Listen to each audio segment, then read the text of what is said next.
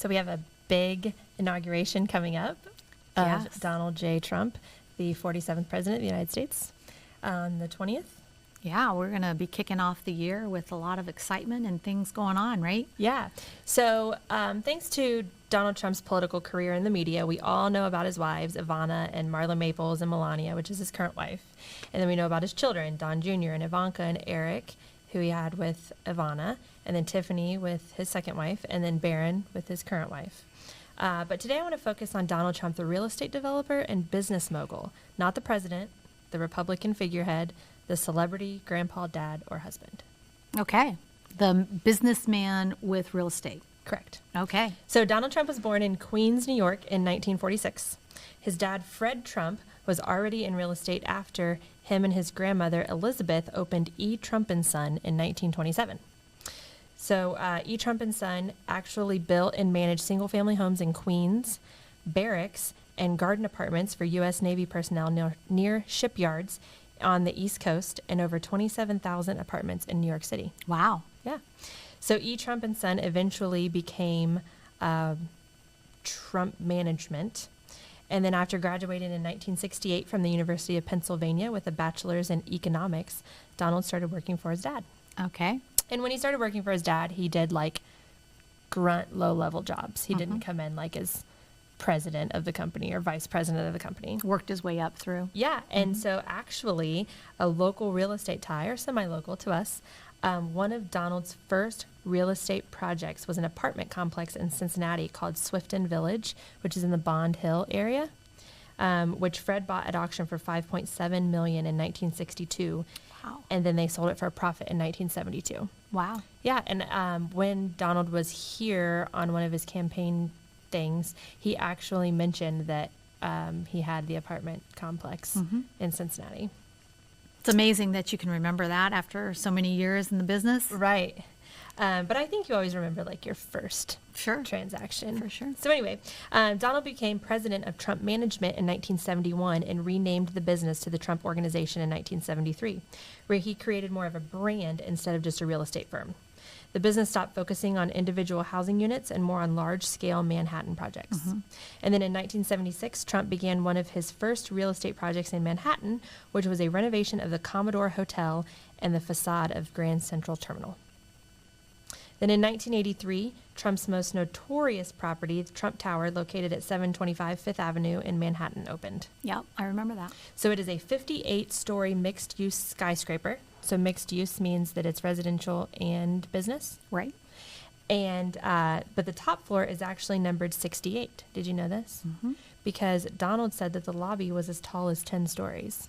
However, there only appears to be about 48 usable stories in Trump Tower because the building doesn't have any floors that are numbered 6 through 13.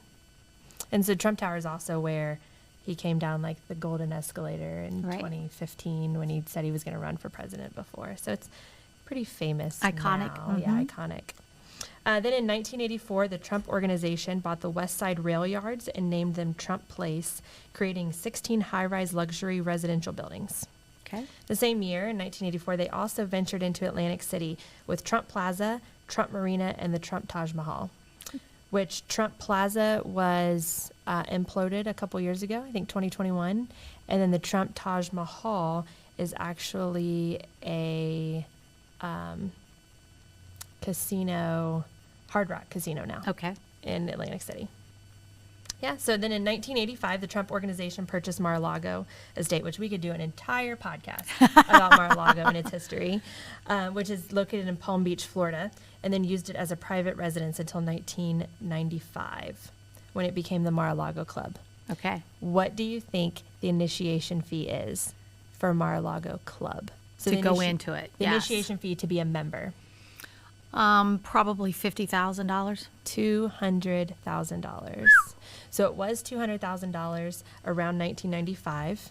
And then when the market took a dump in like 2008-ish, it lowered to $100,000. Okay. And then there was also like a discount if you were a Palm Beach resident. And then once he became president in 2017, it went back up to $200,000. Wow. Yeah. Okay. So in 2005, he actually married Melania at Mar-a-Lago, and this would become his residence after his first term as president ended in 2021. So it's a pretty iconic place. My favorite story is the flagpole story about Mar-a-Lago. Have you ever heard this? No. So he buys this property. He puts up an 80-foot flagpole with a 20 by 30-foot American flag on top of it. But the ordinance in Palm Beach is it can only be a 42-foot pole with a 6 by 8-foot flag. Okay. So they start fining him $1,250 per day until he takes it down. He racks up like hundreds of $1,000s in fees. So he sues them for freedom of speech violations. Interesting. Yeah, for $25 million.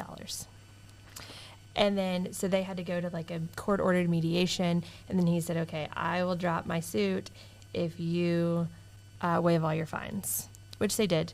And then they came to an agreement that he could put up a 70-foot flagpole on the property, not 80. And he had to donate $100,000 to charity.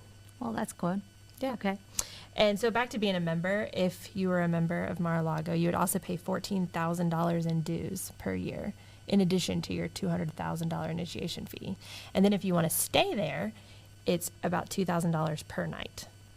Wow. Okay. Yeah.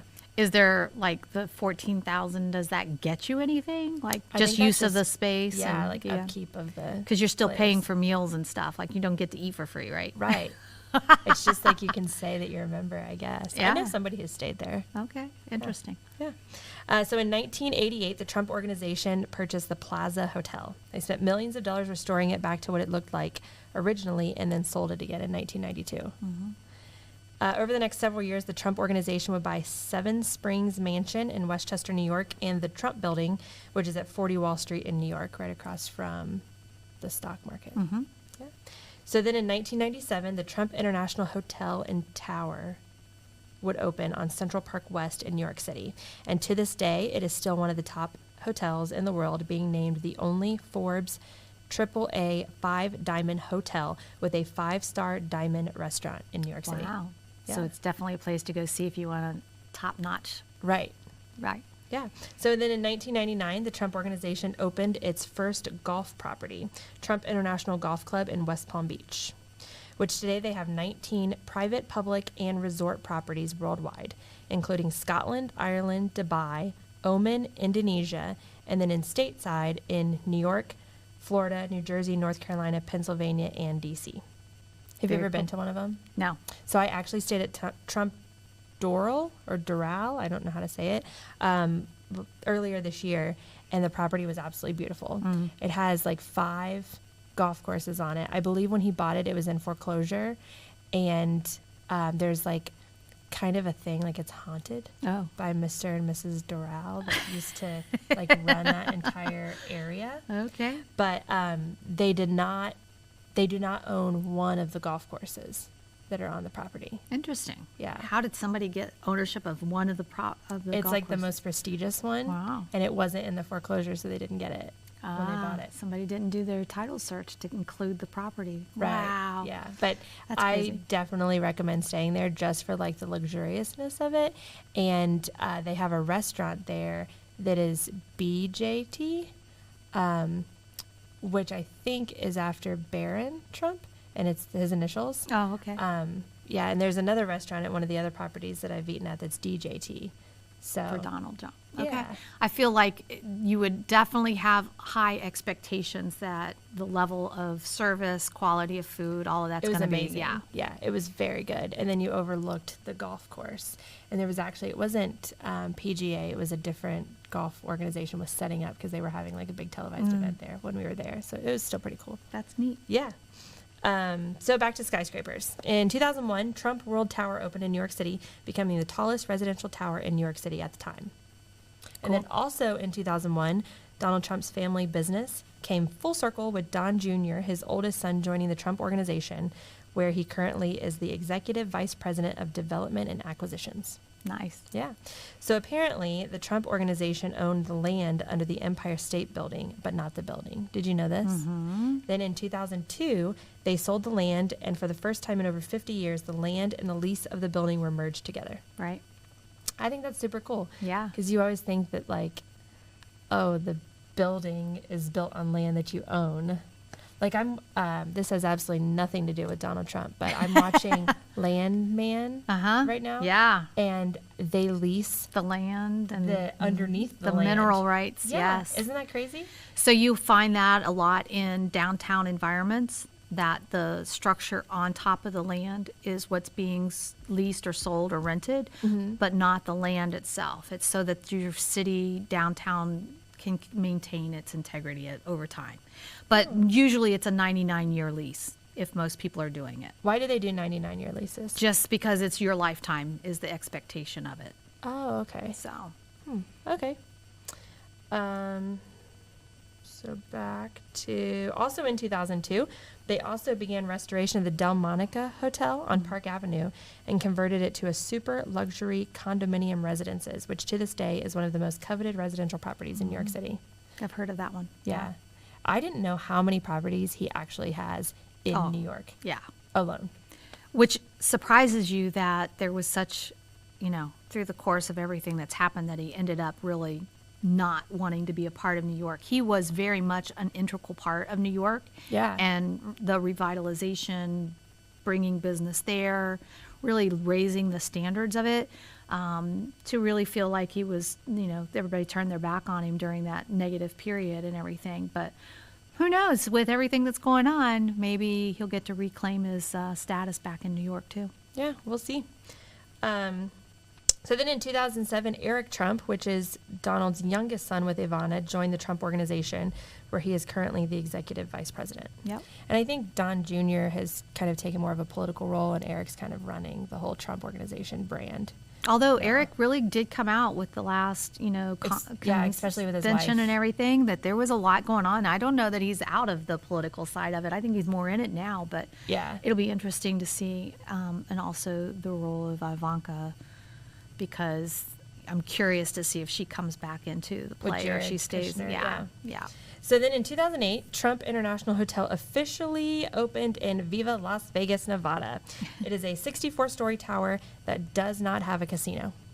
Interesting. Yeah. I've actually been to this hotel and eaten at DJT. This is where that is. That's where that is. And is that on the Strip then? Yes. So But it doesn't have a hotel. It doesn't have a casino. It doesn't have a casino. Yeah. But it's the hotel. Yep. And restaurant. Yep. So he wanted Okay. it more luxurious, not like smoky-filled casino. And it's right next to the Fashion Mall. Okay. So if you're staying like at Treasure Island, you can walk Over the across pass. Mhm. to the Fashion Mall and then right over to Trump Okay. Tower. Yeah. In 2009, Trump International Hotel and Tower in Chicago opened, which is also a Forbes 5-star and AAA Diamond hotel. Wow. And so the development of this hotel actually started much earlier, around 2001, when they announced it would be the tallest building in the world. And then 9/11 attacks happened in New York City. And they said, oh, wait a minute. And so they scaled it back to 100 stories. Wow. Can you imagine how tall it would have been? That would be insane. Yeah. And have you seen it in Chicago? No. So when you look like down the river, you can't miss it. Is that? Oh, wait. Yes, I have. I Okay. have seen it. Yes. Yeah. And I feel like every iconic like picture taken or Has that in there? anything that films there, Trump is like right there. Yeah. Yeah. I know I was on one of the excursions and somebody was trying to take pictures, but they didn't want the word Trump in it. Oh yeah, it's like impossible. I'm like, good luck with that. Yeah. And I also heard a story, I don't know how true this is, that like the city of Chicago sued him for like taxes and then found out that he had actually overpaid. So they owed him like a $3 million refund. Oh my gosh. Yeah. This You is kind of recent too. do your research before you file those claims, right? Right. So I was just curious and I looked to see how much a night here would cost. And it's actually pretty affordable. So it starts around $300, but depending upon the night and the room can go up to over $1,000. I don't feel like that's out of, I mean, I know I have paid over $300 for my room in Chicago. Yeah, for a Holiday Inn. Yeah. So that would surprise me that if you could get it at that rate, it'd definitely be worth doing. Yeah, I'll keep that in mind. that's what I thought. So also in 2009, Trump International Hotel in Waikiki opened. So it was the first property in Hawaii. And while it doesn't sit right on the beach, it sits about a block from it and has views from the higher floors of the ocean and the mountains of Oahu. Nice. Yeah. And I don't think it is actually a Trump hotel anymore. And then in 2011, Trump Vineyard Estates opened in Charlottesville, Virginia. And then in 2015, the winery opened that's there. Today, they don't do regular tours, but you can stay in one of the 45 rooms of the Boutique Hotel, and I'm going to butcher this name, Albemarle Estate. Okay. Yeah. Which is only a few miles from Thomas Jefferson's Monticello Estate. Oh, neat. Yeah. The Trump Winery currently produces about 36,000 cases of wine per year. And this past June, they announced that they would be expanding to crafting premium ciders. Ooh, Yeah. that sounds yummy. Yeah, I'm all about a good cider too. So, and then in 2011, Trump Towers in Istanbul officially opened. It's a 2-tower development that features residential, offices, and a shopping mall at the base. And this one looks really kind of futuristic. Interesting. Yeah. And throughout the next several years, they opened golf clubs around the world. And then in 2016, after a rigorous RFP process, Trump International Hotel was opened in Washington, D.C. in the historic old post office on Pennsylvania Avenue. And the hotel actually closed May 11th of 2022, but reopened on June 1st as the Waldorf Astoria. Interesting. Yeah. So they sold it off. Yep. In 2016, Trump Tower in Manila, Philippines opened with 220 residences and top-tier amenities. This building is very sleek and modern with like a glass curtain-like appearance. It's really pretty. And then in 2017, Trump International Golf Club in Dubai opened at 42 million square feet with a 30,000 square foot clubhouse. Wow. Yeah. I bet that one is way gorgeous. Right. It's really pretty. And I think everything in Dubai has to be just Yeah, it's over the opulent. yeah. So also in 2017, Donald Trump entered the White House for the first time as the 45th president of the United States, which is where he focused more on politics and his presidential career and stepped away from the Trump organization that he had built. Yeah, I think it's interesting to see like the future of everything. I've been able to hear him speak. He spoke with our Realtor Association at one of our conferences while he was the 45th president.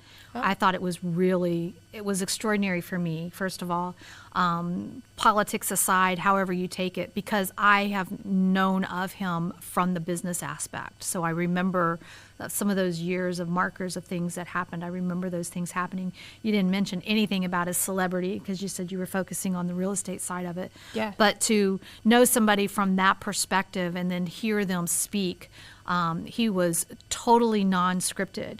And because his background is real estate, I felt he could talk with us in a realistic, authentic way. And the focus of making sure that what we are able to do as professionals really works for the consumers, that the need is there, where I'm sure, he's so experienced that maybe he doesn't have to make a call to a realtor to say, hey, what do I need to do here? Because he already knows what he needs to do there, right? Yeah. But he appreciates and understands from the professional side of our role with consumers. And I felt he was always going to be an advocate for, what we do as realtors and everything like that. But I was impressed. I'm just going to say he's an impressive person. Yeah. Certainly good, bad, and indifferent, whatever aside, I think that he's certainly shown over the course of 50 years in business that he knows what he's doing and can really make some changes that will impact people, I think, in a positive way. Yeah. Hopefully everybody gives that opportunity to see what can be done. Yeah. And I didn't even mention, when he was on The Apprentice, it was filmed at a lot of his different locations. Right. So, yeah, he's just multifaceted. And really the biggest thing, in that story was he took a real estate firm and made it a brand. Right. There's Trump Clothes, Trump Wine. Yeah.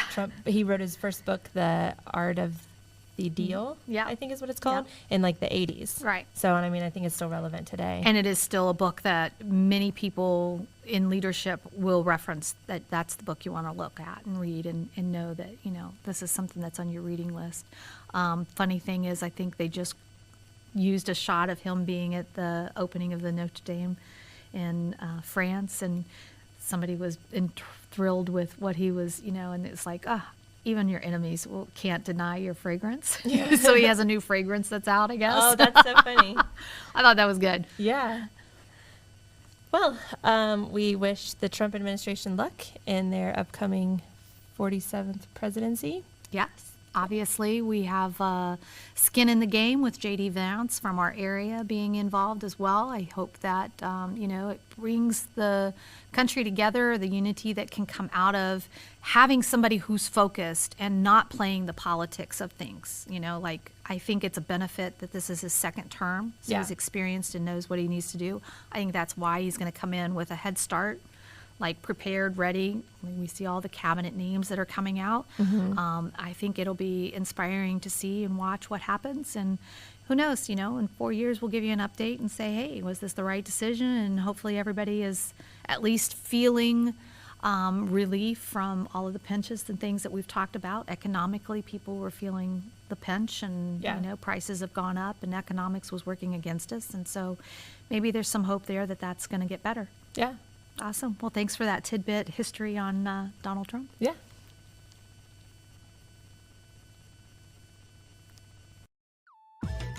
Thanks for joining us today on the Real Tea Podcast. If you enjoyed the knowledge and entertainment today, please subscribe and share with your friends. We will be embarking on a journey that bridges the gap between realtors and clients, uncovering the heart and tea of real estate.